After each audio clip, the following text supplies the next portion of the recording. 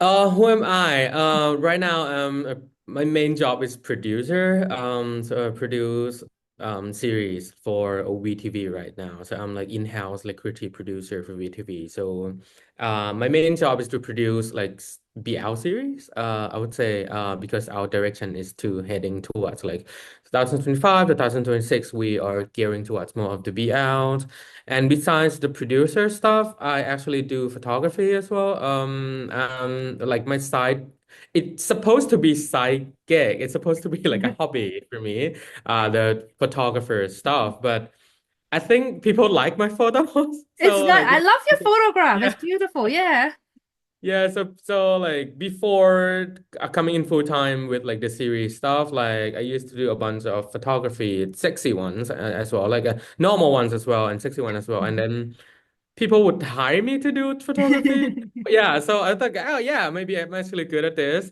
And yeah, and it's with me, like the photography. So if you can see like most of the not most of the like some of the big park like Monster Next Door promotional materials and also knockout like photo shoot like I shot it myself because like I think I'm good at like portrait kind of photography and also like I was dipping around like a talent management as well like in some part of my life like I've been working in modeling agency. I've been an agent before, so I know like how to work with people.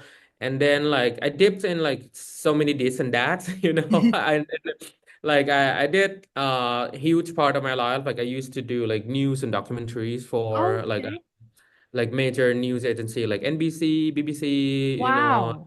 some sort of that, like here in Thailand. Like, when they come here, they want to shoot something, like they would hire me to like, do like a co-producer, like fixer or something like Oh, that. wow. And yeah, so I have those like news and documentaries in my life as well.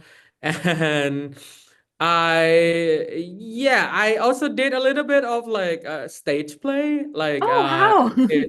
like I was like stage manager for like a year or two as a psychic for like opera shows for a normal like theater show or something like that.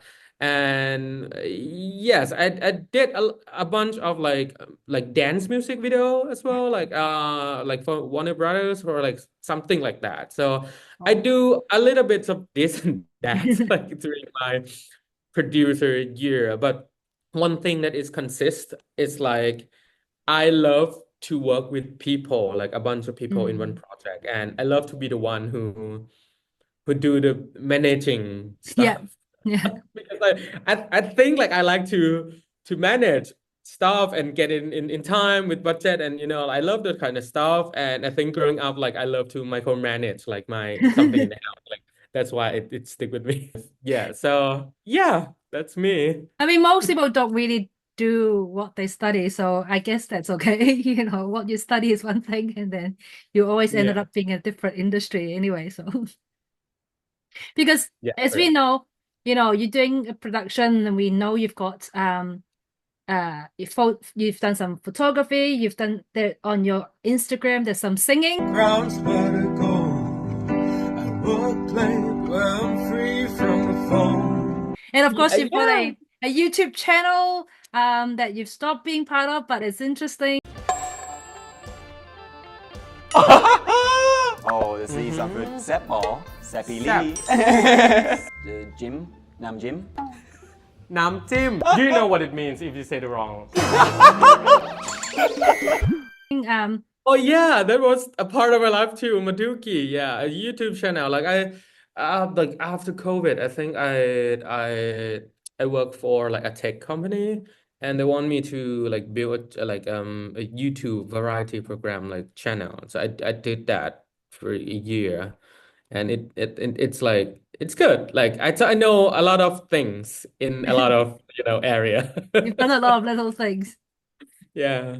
Um, I didn't like being engineer. Like I never worked in the engineering field or whatsoever. And I knew at the time that I wanted to be in the show business. So I already good at like English at a certain like level, so I know I have like a really strong skills of communication in both languages, Thai and English. And there's like it was my fortune that like someone wanted me to do some like coordinate thing, like in English with like foreign clients, and like okay, I can do that, and then I kind of slipped into that for a couple of projects.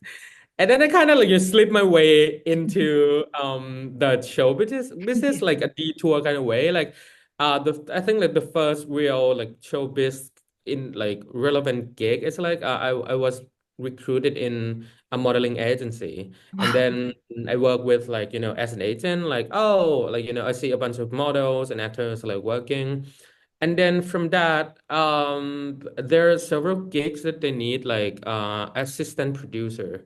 So with my like communication skills, how I can handle people. So they're like, oh, Ernie, do you want to do this? And I was like, okay, well, why not? And then it just kickstart me from that moment onwards that I get to experience like being an assistant producer.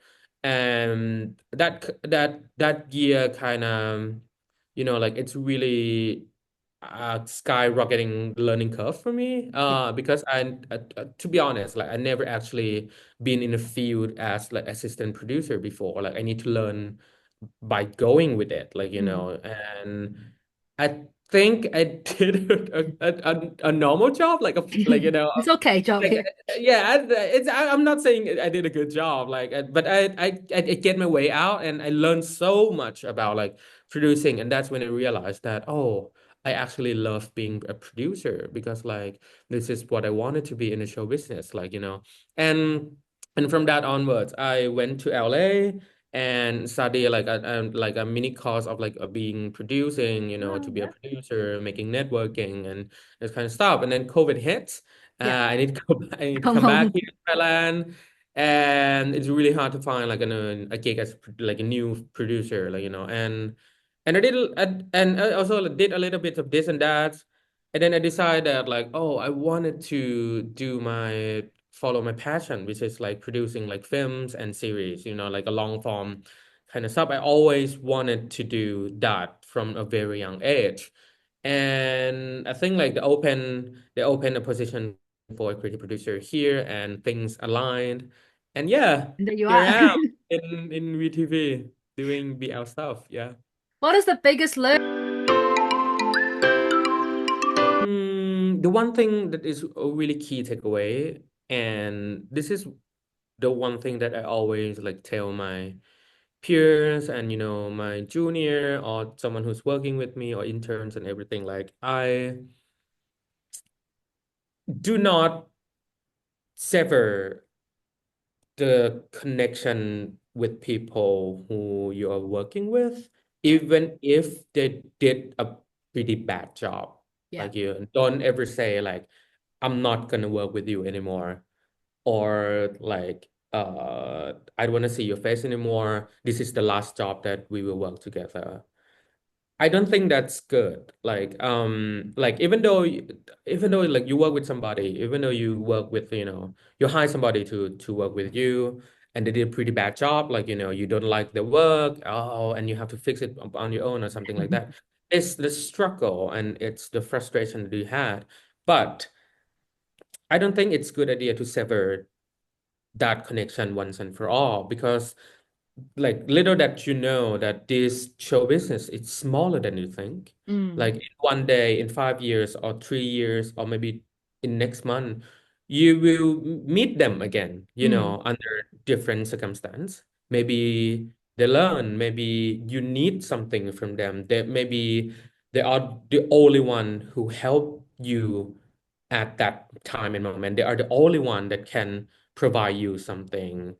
Do not like go like, I don't want to work with you anymore. Do not sever that like precious connection, even though they did a pretty bad job. This is a thing that I learned really hard, like because I did that like when I was young, and drive my work with emotion. And I actually did say these lines like, oh, I don't want to work with you anymore because like you did a pretty bad job for me.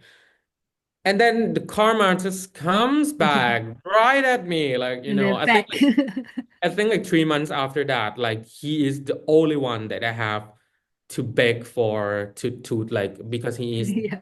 he possessed that skill that I needed to. So like it comes full circles, and I learned that in a hard way. So I don't want people to make the same mistakes that I did. So please, please, please, even though you hate them, do not say it out loud. Like I don't want to work with you anymore because it's gonna cause a lot of awkwardness and And you never really. know what happens, isn't it? Yeah, you never know. You never know. They could grow and be very professional in their work field, and like it's and us too. And maybe we look back like, oh, maybe we did something wrong. Maybe we're not clear enough with our brief. This kind of stuff. So I think like, do not let that overtake you. Yeah. At all. Like, it's like I called it like compartmentalized. Like I did it in my head. I would be very nitpicking before the shooting, like before the production starts, like on a day, I would be like, so the pre-production part, it's really the time for me to be very micromanaged. So like those kind of like how are we gonna do that? I dig deep into every bit of details and every way possible, which is like that would be the time that I would be like very nitpicking. But when we start the day of production, like I let go of that because I know no matter how the best preparation that we did in the pre-production, some things will go wrong. Yeah. For sure. Like if anything can go wrong, will go wrong. Like for sure. Like, I never have a production that everything is 100% like aligned with the pre-production like so it's natural, like because like you work with 100 people on set, so something will go wrong for sure. So I often like have clear my mind like before going in production, and like for the coin stuff, like it's just like a really funny thing. Like like I view it as like really ridiculous things, and it's like, oh, how can you do that? And let's figure it out. Like it's always gonna be, yeah, it happens, problems, but let's figure it out. It's okay. So yeah, I just have that kind of different mood and tone when I'm working, like the planning part and the execution part. Like because like you work with people, Yeah. and if you are very like moody and angry, like, oh, why is it not the way that I think it is? Like people will like, oh, Earnie is not in the mood right now, and it caused like a really bad environment for the production as well. So I don't want that. I just want to be like, everyone's just calm down, be happy, we figure it out, like yeah. And it's okay if things doesn't work because It's might be okay. better. Maybe it's not okay, but it's all right. Yeah. It's okay to a certain level. It's that I have a threshold, like it's okay into a certain level. If it crossed the line, yeah, we're gonna have a talk like, oh, how can we do this? But still, everything is like we can negotiate and we can discuss. I had anxiety of like after I push the button, like, oh, we're gonna change like 70% of the book. And it was like a nervous like kind of conversation that I made a decision to change like most of the novel part of that. But I have like a really strong reason to do that because like in a novel, like the main conflict between God and DL, like it's really subtle. Like there's not a major conflict that's suitable for making series, like like, and they play on the tropes that wouldn't work. Like it's absolutely not going to work in a series as well. Like in the book, like I think the main protagonist, I know the main antagonist is Jane, and Jane has this friend of like like a hate of the fan club of God, and God is, I think in the book, like God is like really popular, like the extrovert that popular as like as the view as the idol of like, the college, like everyone's seeing God in university and they scream, they Yeah. have fan clubs and they have like signs Yeah. as if God is an idol or like, famous like Celebrity. celebrities.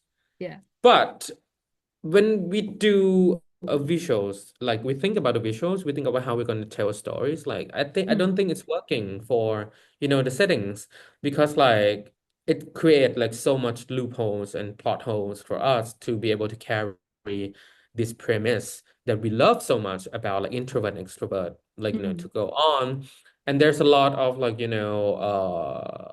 like I think like outdated kind of plot that it's working like 7 years ago, but Yeah. right now the society is viewed different. Like, the things are viewed different, especially in an LGBTQ relationship as well. So I think it's better to change that, but that it's the major part of the book. It's like it's the main backbone of the book. Yeah. And then it was like, let's change it. So like we rip off the backbone and we need to find the new structure. And that's when it really hard. It's a really sleepless nights and this kind of stuff. And we actually did fine. So we just like play in a trope of like, two people having a really internal conflict with, a crashing ideology of like being extrovert and being the best extrovert, being the best introvert. How could it be? And that lines in like spewing, like, crossing the line and everything that you see in Monster Next Door. So it's really a really nervous decision to make. But there's a one goal and one rule that after we made a decision, like either that we are doing an equal quality of the book or we have to do a better job from the book. That's the baseline. So we cannot do a poor job. Yeah. Otherwise, like because like I know like some series get like bashed, like, oh, you did a really bad job on doing the adaptation. So I don't want that for Monster Next Door. So it's really, really like nervous situation that we've been through. I love character-driven story, which means like the baseline of the story revolved around like a characters, right? So like the character has to be very well rounded and 3D in terms of like they are very human that you can associate with. You can like get emotional with them and you can be happy with them when they get. So I love those kind of story so much. And like like it's people realize this, but I think like few people like connected this together. Like I think like I love animation. Like I love anime from like Japan culture. Like I grew up watching anime as well. And I think anime it's doing pretty good job like with doing a character-driven story. Like, even though it's like superpower or like those kind of stuff, but like there's a lot of really good manga and anime that has done a good job of doing like having the audience attached to the characters. And then I borrow like some tricks from anime as well, like when doing adaptation with series, because like I want what I feel when I read the manga. I want like the tear-jerking scene and so like that's one thing that I love doing with storytelling, like to doing a lot of exposition in a not a boring way, and then we throw in a really huge conflict to the characters, and then let's hope that this character A can have the best life and hopeful that he will get like a good happy ending. So that's kind of like my style of doing like storytelling. Yeah. So what is your favorite anime or manga then? Right now, it's sad that it has ended recently. Like I loved My Hero Academia. Oh yeah. So I grew up with Naruto, Oh yeah. Bleach, like One Piece, My Hero, Jujutsu Kaisen, Yaiba, and I'd watched a lot of those, and I have so many. And also, I love horror. So Oh, Junji Ito is my guy, and I have full collection of Junji Ito in my house. Like, so yeah, good. Yeah. Yay! No, no, I'm a huge anime person. I mean, you can't see them, but I've got anime figurines behind me, and I've got anime tattoo as well. Yes, Yeah. yes, that's We all good. grew up in that genre of like anime being a huge part of our life. Yeah. Yes. So if you can produce whatever you want, what would it be? Fantasy. Fantasy, yeah? Yeah, I would love to do magic, Yeah. fantasy, Bangkok settings, Oh, nice. like I'm gonna throw you out there. Like, what if like a Harry Potter kind of school setting In Thailand, yes. in Asia, like some kind of stuff like that. Like because I grew up with young adults, like I grew up with Harry Potter, Percy Jackson, and this kind of magical stuff. I love, and it would be so cool that they can do like a magic school kind of story here in Asian Yeah. settings. Yeah, I'm sure we can. Like, I'm sure that would be, yeah, it would be quite cool to have like a magic school somewhere in Asia. Yeah, yeah. Have our own version of Harry Potter. So Nice and Gunner is really a new phases Yeah. in not just only BLs, like and also like Acting. in acting as well. I think that they did a small projects before this, but on a big screen, this is I think the first like project. Nice has been like in the idol path Yeah. before. He's been Boy Planet and like a trainees before.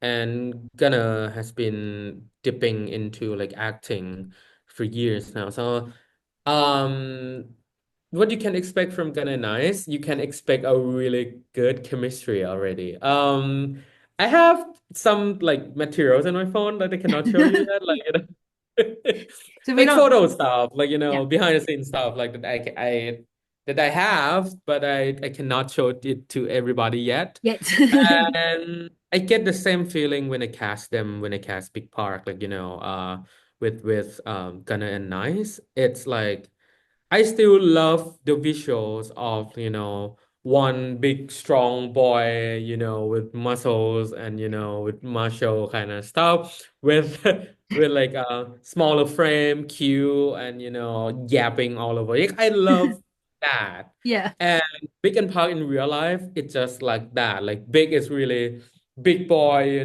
with muscle and everything. And then he got that soft heart. Yeah, And yeah. Park is really extrovert. And when Park and Big got together, it's just like, a very old couple where like Park is just like, why you don't do that?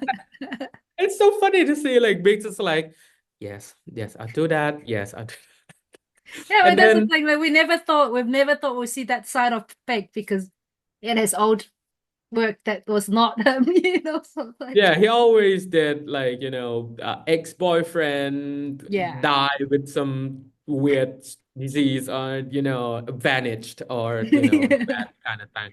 But yeah, you get to know him more of the, the praeg, the main guy, and I think it's really cool. And I think like he's did a pretty good job like portraying like the protagonist in both in screen and in real life.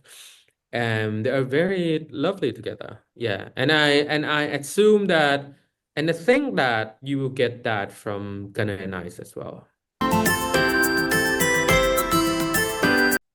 It's not going to be like Muay Thai 101. Like it's not gonna lean heavily into like The boxing.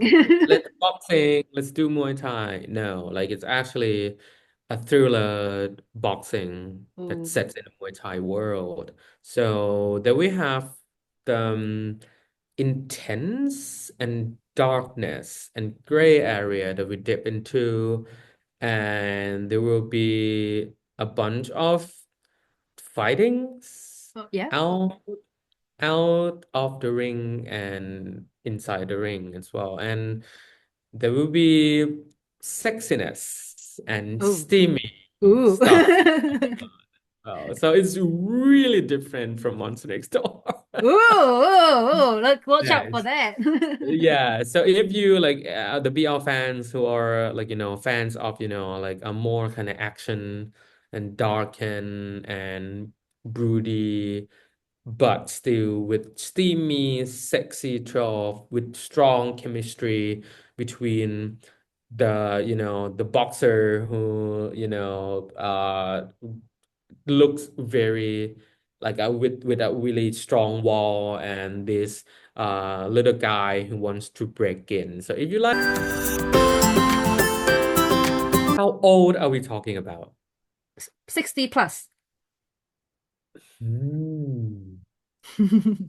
That's interesting. Like, I don't think it's gonna happen soon in Thailand, to be honest with you. Like, I don't think in BL medias because like um the demographic of people who watch BL in Thai, it's very young. Like, it's very, very young. And if you make like, a 60-year-old BL, despite how handsome they are or beauty or pretty they are, I don't think, and how like no matter how the script was really well written and grabs the heart of the audience, sorry, the majority of the market, which is like a young people who watch BL, wouldn't fully understand the struggle, wouldn't fully understand the life of the old people yet. I think like this is my sole opinion. Like I think so it's hard for the young audience to get a good like understanding of the struggle, the Yeah. conflict that would happen.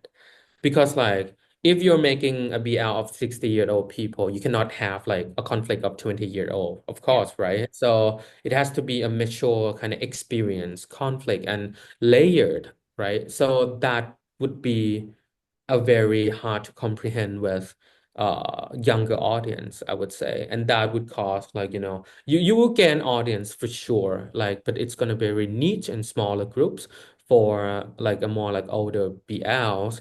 There will be like I think like I've heard some people on in the internet like 2 months ago in Thai like search like Yeah. oh they're calling for a daddy's kind of trope like daddy and daddy together, not just like daddy and the younger ones like 40-ish kind of and they're just starting to do a typecast of the famous like A-list star in Thailand. And they're calling for like, oh, we should do an older kind of BLs. And that kind of burst into like a viral for a couple of days. And that's the interesting topic to talk about. I think it's good. From my opinion, we should do it because we need to explore more of the size of the LGBTQ community. I would love people to do it, but for the audience responses, I'm not sure that it's gonna be a lot of people watching that. Yeah. 'Cause we- It's already very diverse now at the It moment. is. Like you can have everything right now in Yeah. Thailand. You want vampire? Yes, you got a bunch of vampire stuff. You want you you want like a boss? Yes, you Yeah. got so many engineering schools. The thing that I wish it would like we can have.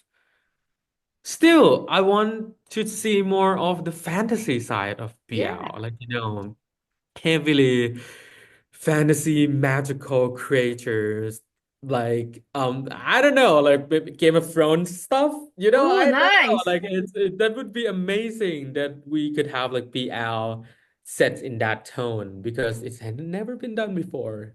Yeah, So yeah. I don't recall a fantasy BL or GL production anywhere. Someone may correct me, but I don't actually think I've ever seen I that. think they have like I think it's part of the bits, but it's Yeah. not the major part of Yeah. the story. Like I But- think like there would be like a body swap kind of thing that's Yeah. some kind of magic and transmigration, and I think like there it's like a teddy bear stuff where a teddy bear yeah. becomes human like Yeah. in Channel 3, and there would be like small kind of gist of magical elements, but there's I believe, correct me, audience, if I'm wrong, like there will be no like a magic centered stuff, like you know, for the story, and I'm super excited for that. Stay tuned for my knockout series. I'm promotional, baby. So stay tuned for knockout series. It's a thriller, boxing, sweaty, sexy, but still rich in the story. And you can expect to see more of stuff, I think, around December. Ooh. So the Knockout, the series will be out next year. Next year, it will be out next year. You would want to. I'm talking about pilot here. I'm not going to be like secretive about that. I think if anything aligns, you would be able to see the pilot around December here. So stay tuned. Oh, that's exciting. And yes, obviously we're going to follow your social media and just really want to thank you for actually doing those little clip on TikTok. Because you try to, I know you said you go back to it, but that explanation is really interesting. As I said, you know, learning things like, the coin or the holding boxes and all this little thing that you mentioned are really fascinating. And no, thank you for doing those TikTok videos. Yeah, you're welcome. It's my pleasure. I love doing those, even though I have no time to do it at all. But I will go back to do that more often for sure. Yeah, I'll see you again. Thank you, Earnie. Yeah, thank you. Have a good day. Thank you. Bye.